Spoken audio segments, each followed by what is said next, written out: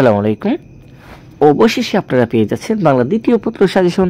তো এই সাজেশনটি আসলে খুবই স্পেশাল হতে যাচ্ছে, যার জন্য সম্পূর্ণ ভিডিওটি আপনাকে দেখতে হবে। যদি আপনি ভিডিওটি টেনে দেখেন, এক্ষেত্রে কিন্তু আপনি অনেক কিছু মিস করে যাবেন। তো দেখুন, এই সাজেশনটি এত গুরুত্বপূর্ণ, যা থেকে মূলত 100% কমন থাকবে ইনশাল্লাহ। আমি বলতে পারি তার বাহিরে একটা প্রশ্ন পরীক্ষা আসবে না। এখন আপনি বলতে পারেন যে ভাইয়া, আমরা তো প্রত্যেকে আলাদা আলাদা বোর্ডের, তাহলে এই সাজেশন দিয়ে আমি কিভাবে কমপ্লিট করে নিব? আপনাকে জাস্ট একটা কাজ করতে হবে। ওইটা কি ভাইয়া? ওইটা হলো 2024 সালে যে প্রশ্নটা আপনাদের পরীক্ষায় আসছিল, ওই প্রশ্নটা নিজ দায়িত্বে বাদ দিয়ে দিতে হবে। তো আপনি দেখুন তো, যদি নিজ দায়িত্বে বাদ দিয়ে দেন, প্রত্যেকটা অংশ থেকে 2টা করে কমে যাবে না? এক্ষেত্রে আপনার এখানে সাজেশনটা আরও সংক্ষিপ্ত হয়ে আসবে এবং তা থেকেই কমন পড়বে। ঠিক আছে, সো চলুন তাহলে আমরা দেখে নিই এই 70 মার্কস পেতে হলে আমাদেরকে কোন বিষয়গুলো পড়তে হবে। তো চলুন দেখে নিই আমাদেরকে অনুচ্ছেদ কি করে নিতে হবে। দেখুন, এখানে আমি 1 থেকে 10টা অনুচ্ছেদ দিয়ে দিলাম, তাই না? তাহলে আপনাদেরকে আরও 2টা বাদ দিয়ে দিতে হবে। কোন 2টা ভাইয়া? যে 2টা 2024 সালে পরীক্ষায় আসছিল, ওই 2টা। তাহলে এখানে আর কয়টা থাকবে? 8টা। এই 8টা আপনাদেরকে খুবই ভালো করে পড়ে নিতে হবে। এখন এই 8টা থেকে আপনি যদি আরও বাদ দিতে চান, তাহলে কমন পড়ার সম্ভাবনা থাকবে না। ঠিক আছে, তো এখানে বইমেলা, সুন্দরবন, তারপর বৈশাখী মেলা, কম্পিউটার, জাতীয় সঙ্গীত, তারপর জাতীয় পতাকা, স্বাধীনতা দিবস, মোবাইল ফোন, বিশ্ববিদ্যালয়, আন্তর্জাতিক মাতৃভাষা দিবস। ঠিক আছে, এই আন্তর্জাতিক মাতৃভাষা দিবসটাও কিন্তু খুবই গুরুত্বপূর্ণ, বিশ্ববিদ্যালয়টা গুরুত্বপূর্ণ, মোবাইল ফোন, তারপর জাতীয় সঙ্গীত, তারপর বইমেলা, বৈশাখী মেলা। তো চলুন তাহলে দেখে নিই পরবর্তীতে আমাদের কি করতে হবে। তো দেখুন, 2, তাই তো? এই 2-এ আবেদনপত্র, চিঠিপত্র এবং সংবাদপত্রে চিঠি। তার মানে এখানে কয়টা দেওয়া আছে ভাইয়া? 3টা।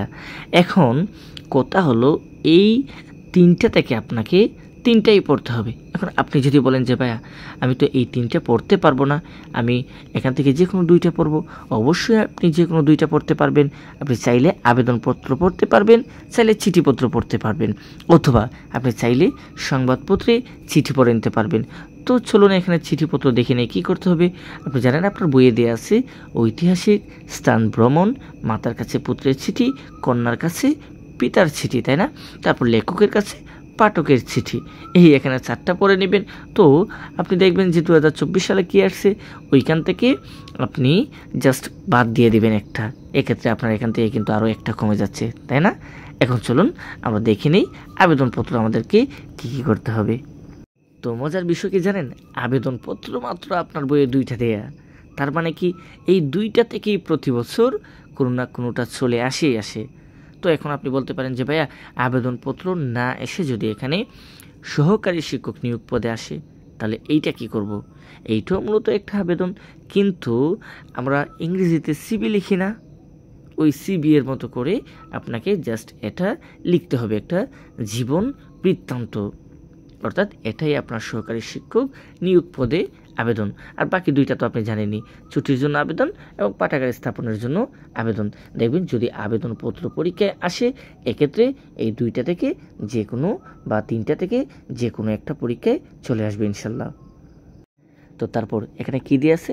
আমন্ত্রণপত্র, তাই না?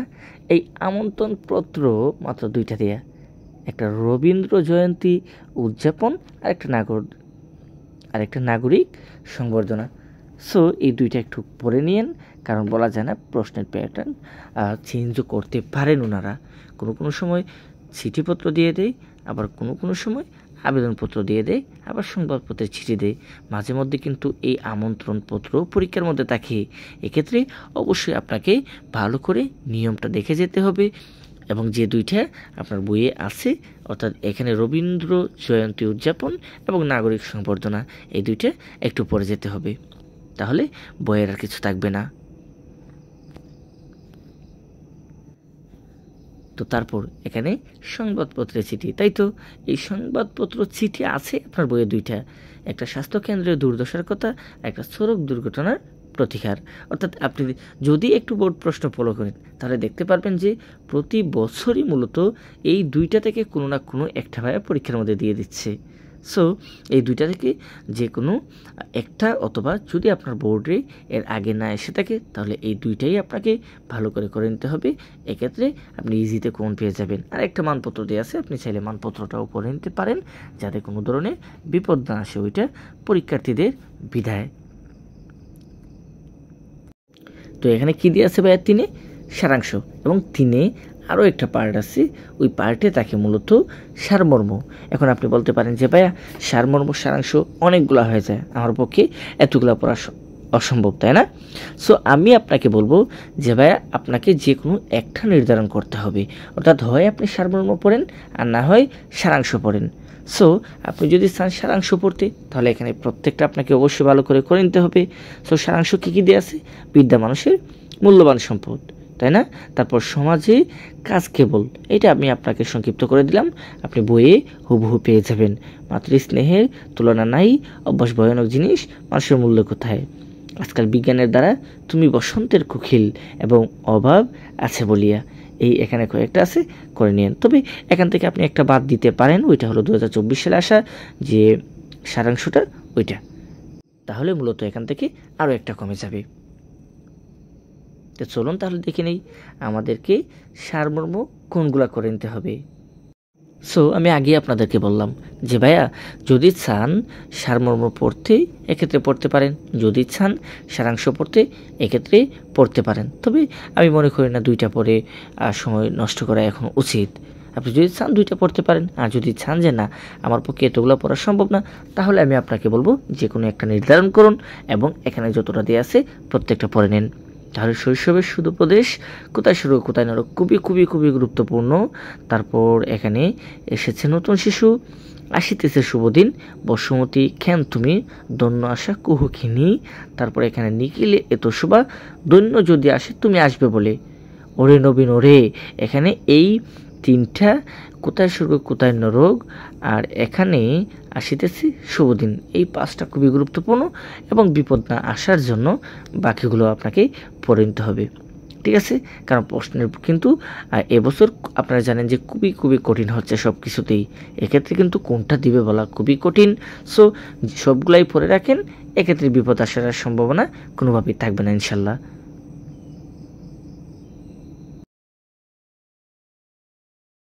এখন আমরা দেখব ভাব সম্প্রসারণ কোনগুলো করতে হবে।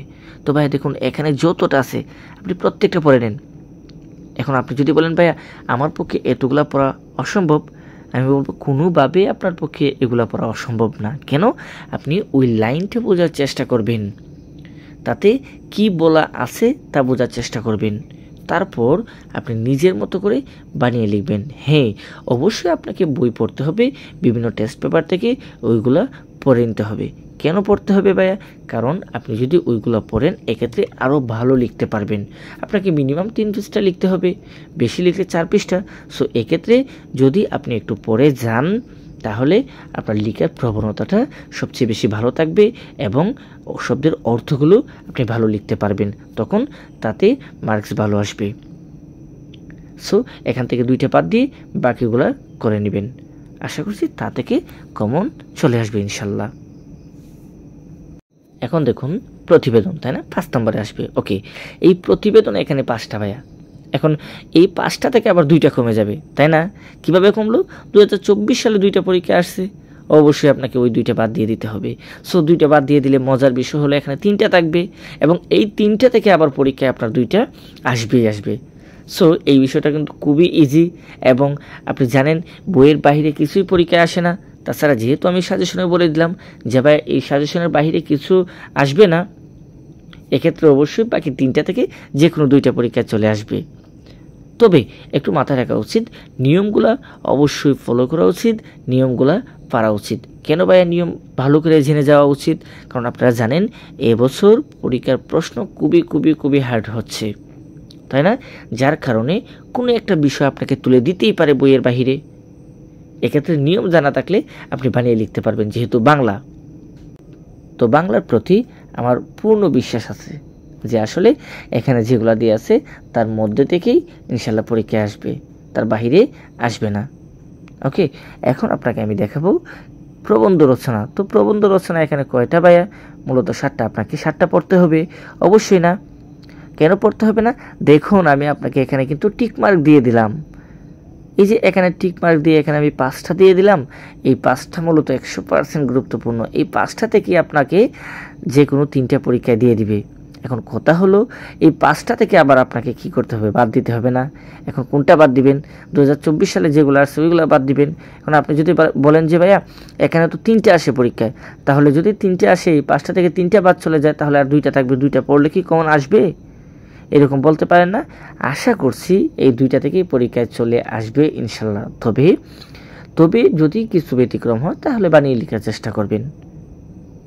ঠিক আছে?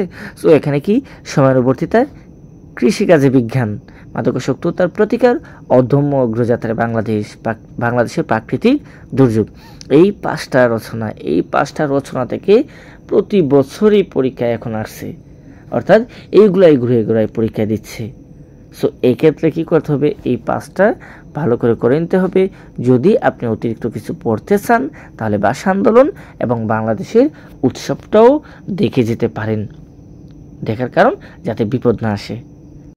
সো এই সাজেশন থেকে যাদের 100% কমন থাকবে ভাইয়া এবং 90%-এর উপরে মার্ক থাকবে বা পরীক্ষায় কমন থাকবে, অবশ্যই আমার এই ভিডিওতে এসে একটা কমেন্ট করে যাবেন এবং সব বন্ধুরা যাতে আপনাদের পেয়ে যায় আগেই এই সাজেশনটি অবশ্যই প্রত্যেক বন্ধুদের কাছে এই সাজেশনটি শেয়ার করে দিবেন।